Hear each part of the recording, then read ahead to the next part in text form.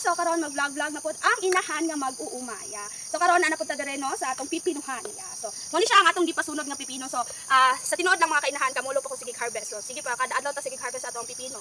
Yeah. So karon ang presyo sa pipino karon is 15. Yeah. So kaluyan no, maayo ang presyo sa pipino.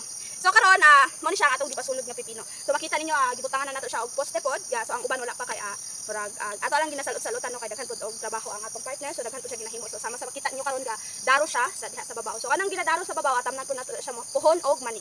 So karon dire ta sa atong pipinuhan. So mag-abono ta karon sa atong pipino. So mo na siya ang activity sa inahan nga mag-uuma diri sa bukid. So ina na ta ka busy. So ado-ado ta na trabaho. So karon second application ni siya sa pag-abono sa atong pipino. Yeah. So dili kayo na to sa tinuod lang dili kayo ninyo maklaro no. So mo ni siya ang pipino. Yeah.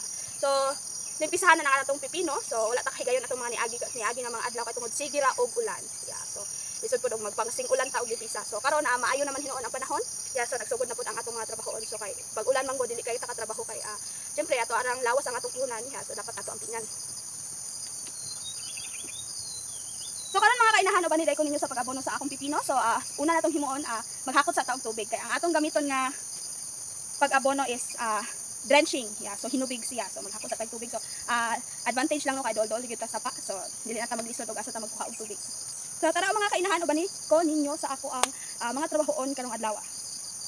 So karon mga kainahan ana ta diri sa sapa. So syempre kauban nato si Mia tot. Yeah, so nagkuha ta diri og tubig para ibutang sa balde para butangan og abono og mao na dayon ang iabono sa atong pipino. So mao na siya ang atong lukdohon. Yeah, padulong didto sa atong pipinuhan. Yeah, para dili gan si atong biyahe nagbitit pa kog isa ka kabo nga tubig. So mao na siya kahimtang sa mag-uuma nga inahan. So karon mga kainahan mag-mix ta og abono. Yeah. So kani siya 16. So unique 16 siya bayara. Yeah. And then napud tay calcium boron. So per 16 liters ang atong ginamix is isa ka lata sa sardinas, isa ka lata nga calcium boron, then isa pud ka lata nga unique 16. So i-mix nato na siya sa 16 liters nga tubig. Yeah.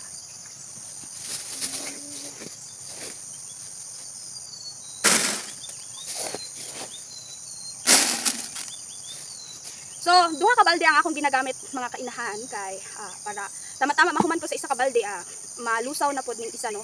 Kay actually lisod jud siya hilison. Yeah. Kailangan iabono nato siya dapat mahilis jud siya no. Yeah, so ingani katipid ang pag-abono sa pipino. So karon kay wala man ko ka-document atong first application namo sa among pipinuhan kaning pipino lagi namo dire.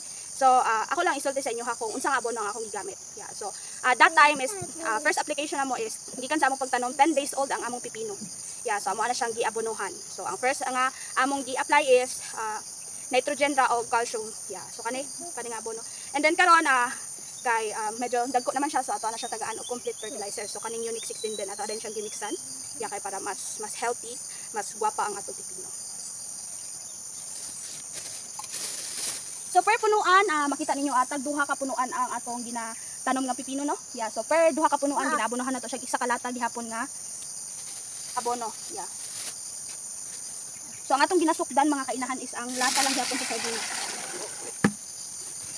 So kay para dali siya matunaw ang abono mga kainahan, kailangan natin siya ipayon.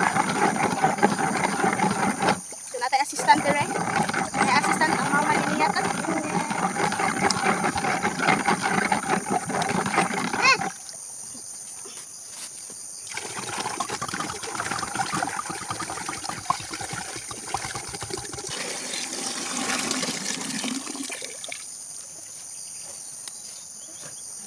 So karon mga kainahan mag-abono na ta sa atong pipino. So sama sa akong ingon ganina per punuan isa ka lata nga sardinas ang among ginaabono. So ang among technique pod mga kainahan kay lagi bakilid ni ang medyo siya kuan ang amo ang gitamnan. So kung imuhang ibutang ang abono kanang mapadulong sa ubos. So among gibuhat mga kainahan amo asyang gibangagan dool sa punuan sa babaw gyud dapit ha kay para tama-tama mo naog ang abono dito na siya mo absorb sa ugat sa pipino. So dili na to idulit pod kay maigo po nato ang ugat.